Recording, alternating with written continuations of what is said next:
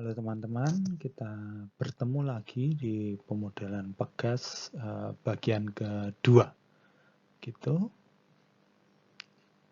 Kita akan lihat kemarin di Pegas pertama kita bicara Pegas datar. Nah, pada pemodelan Pegas 2 ini kita akan berbicara dua hal, yaitu Pegas vertikal dan juga Pegas dengan redaman.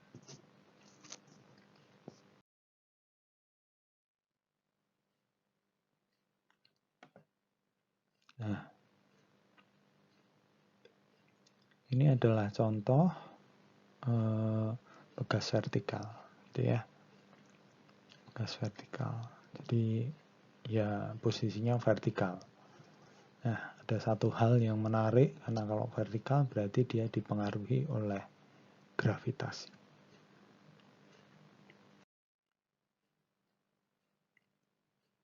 Nah, perhatikan ini. Ini adalah Pegas tanpa beban gitu ya. Nah, ketika tanpa beban ini kita biasanya mengatakan sebagai titik awal atau Y sama dengan 0. Gitu. Jadi seperti koordinat gitu ya. Karena posisinya ke atas ke bawah, makanya ini menggunakan Y. Kalau kemarin menggunakan X karena ke kanan dan ke kiri. Nah, kemudian ya ini nanti akan kita lihat ini. Ini setelah diberikan beban gitu, dia kan semakin menurun, tertarik ke bawah. Nah, posisi Y-nya ini adalah negatif mg dibagi dengan K. Negatif ini menunjukkan posisi sekaligus arahnya dia. Ya, posisi yang ini. Y berarti posisi. Negatif mg per K. Jadi jarak dari ini, dari diem ke setelah diberikan beban itu negatif mg per K. Nah, sekarang perhatikan ini ya. Kita punya ini. Negatif mg, negatif f sama dengan ky. Nah, kenapa bisa seperti itu?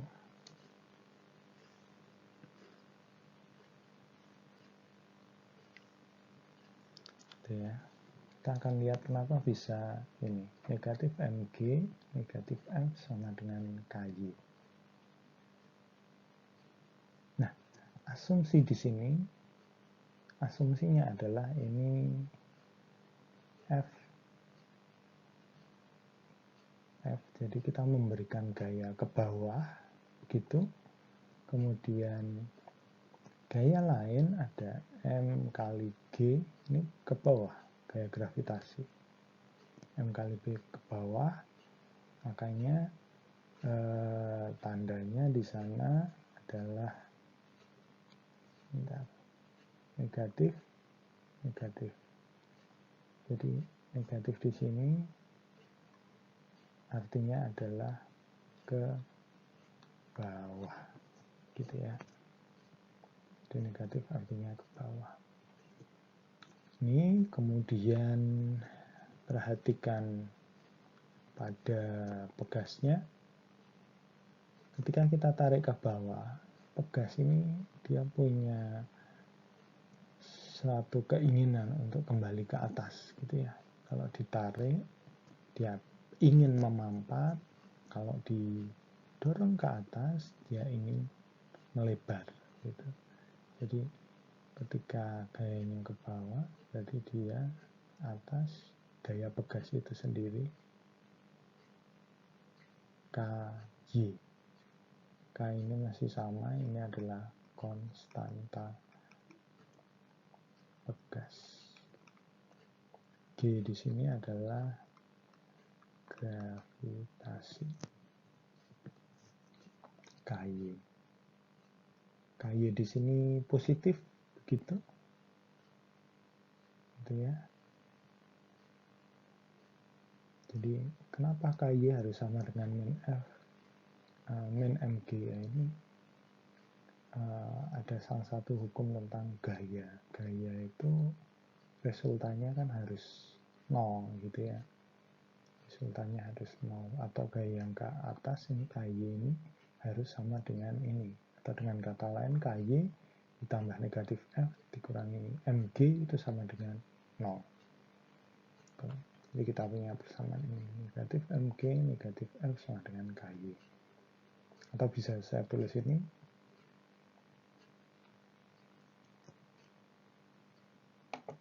bisa saya tulis ini ya, F plus KY plus MG sama dengan 0.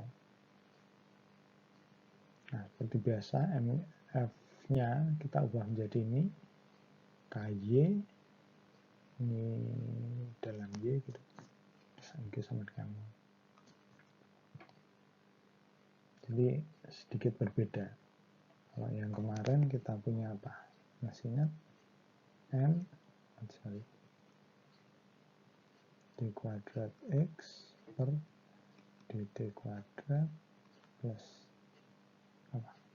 KX ya, KX sama dengan 0. Jadi memang ini yang membedakan MG. Di sana dia tidak ada MG. Oke, lanjut. Nah, sekarang kita lihat. Dari persamaan itu dia apa ya? D kuadrat Y dt kuadrat plus KY plus MG sama dengan 0. Kita punya ini. Kemudian kalau saya ambil Z itu ini, Z itu MG per K, apa yang terjadi dengan D kuadrat Z? D kuadrat Z, D kuadrat Z, dt kuadrat, atau turunan kedua Z terhadap T. Perhatikan, ini konstan, artinya diturunkan pertama hasilnya 0, turunkan kedua juga 0. Berarti tinggal ya ini Z dengan Y ini. Jadi turunan kedua Z itu akan sama dengan turunan kedua Y. Kemudian nah dari persamaan ini bisa kita peroleh ini juga. Itu ya, dari keseluruhan ini. Jadi KZ sama dengan KY plus MG. Jadi saya kalikan dengan K semua yang di sana. Nah, dua persamaan ini kita bawa ke dalam persamaan di sana. Ya, diperoleh ini. Perhatikan. Bentuknya sangat familiar gitu ya. Nanti ya penyelesaiannya sama dengan penyelesaiannya M D kuadrat X per dt kuadrat ditambah KX sama dengan 0. Penyelesaiannya sama, hanya kalau yang ini dalam X, yang ini dalam Z. Jangan lupa nanti setelah dapat Z, kembalikan dalam Y. Gitu ya. Itu untuk pegas vertikal.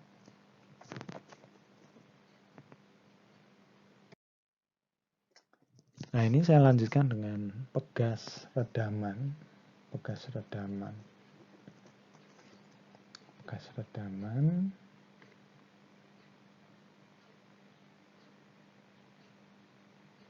Nah, ini maksudnya apa gitu ya?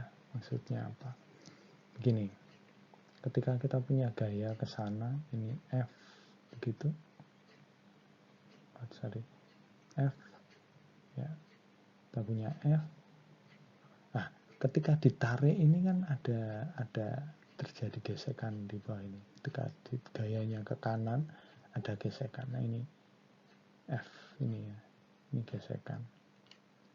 Atau ini juga gesekan, sama saja. Ini ataupun ini gesekan. Gitu ya. Nah, kalau ke kanan berarti gesekannya ke kiri. Selain itu, selain gesekan, nanti gaya apa lagi yang ke kiri? KX. Dalam X ya, karena kita ke posisinya kiri kanan. KX yang ke kiri, karena ke kiri, berarti tandanya negatif. Gitu.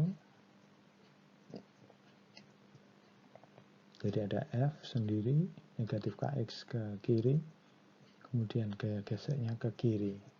Nah, kemudian ini. Gaya gesek biasanya dituliskan dalam bentuk ini. Gaya gesek adalah negatif C kali dx dt. C ini konstan, lebih besar 0. C dx dt. Jadi dia bergantung dari kecepatannya. Jadi gaya gesek bergantung dari kecepatan. Biasanya semakin cepat gitu ya, kira-kira gaya geseknya semakin besar atau kecil itu? Besar kan ya, karena cepat gitu.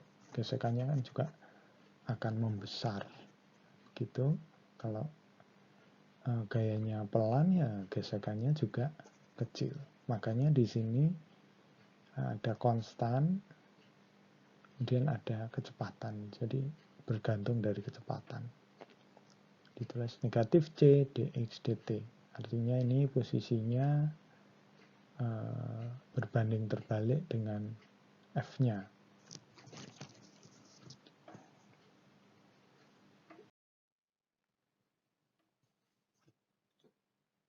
Nah, ini persamaannya. F itu M kali A. M kali A ini. F ini adalah F. Kemudian ini negatif KX. Jadi tadi kan posisinya pakai seperti ini. Itu ya. Ya ini kalau kita pakai F-nya ke kanan, berarti KX-nya ke kiri. Ini kita tarik ke kanan, berarti kan ada gaya ke sana. Negatif KX. Kemudian apa lagi? Ya, yang di bawah ini ada redaman min C dx dt karena ditarik ke kanan gitu. Ini persamaannya menjadi seperti ini. Nah, yang perlu diperhatikan, ini konstan, ini juga konstan. Apa yang kalian ingat gitu ya? PD order 2, koefisien konstan.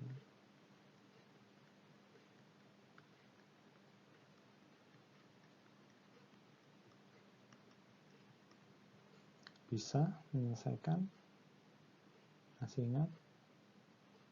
Kita bisa gunakan persamaan karakteristik. Kita lihat solusi. Ya, ini dia. Ini persamaan karakteristik. Semoga kalian masih ingat, harapannya begitu. Persamaan karakteristik. Kemudian ini akar-akarnya. Akar. Ini pakai rumus ABC. Nah, jadi di sini bisa bergantung dari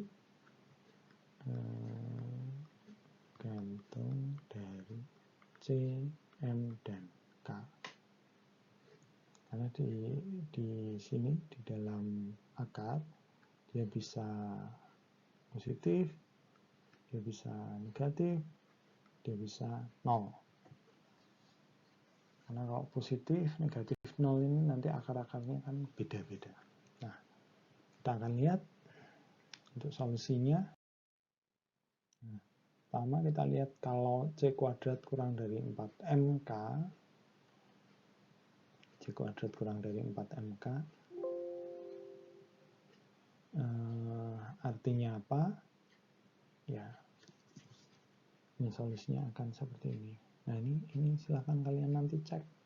Bisa nggak kira-kira? Kenapa? Atau kira-kira solusinya apa sih kalau C kuadrat kurang dari MK ini? Solusi, bentuk solusinya seperti apa? Nanti cek. Nah, di sini C kuadrat kurang dari 4MK, nanti diperoleh grafiknya seperti ini. Ini juga nanti perlu cek. Jadi, setelah solusi, ini grafik. Kenapa grafiknya seperti yang di bawah ini? Ya.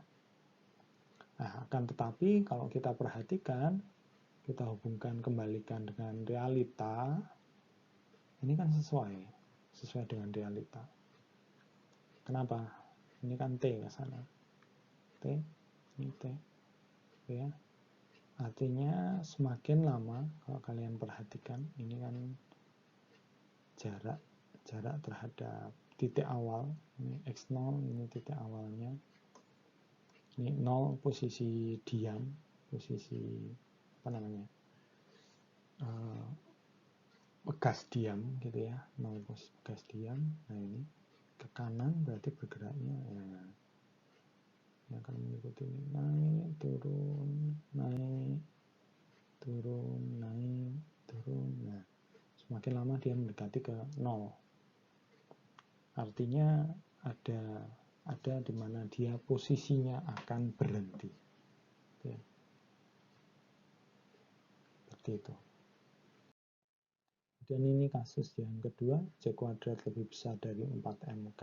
Nah, ini ada beberapa contoh grafik, tapi secara umum ketiga grafik ini punya satu kesamaan. Apa kesamaannya? Iya.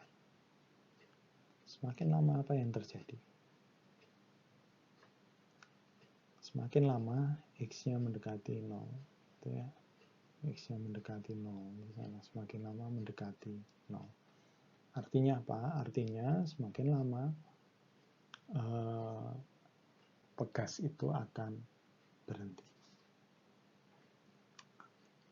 Ya, semoga paling tidak kalian bisa memahami ini, tapi nanti ini sebagai tugas kalian cek, bukan tugas ya latihan.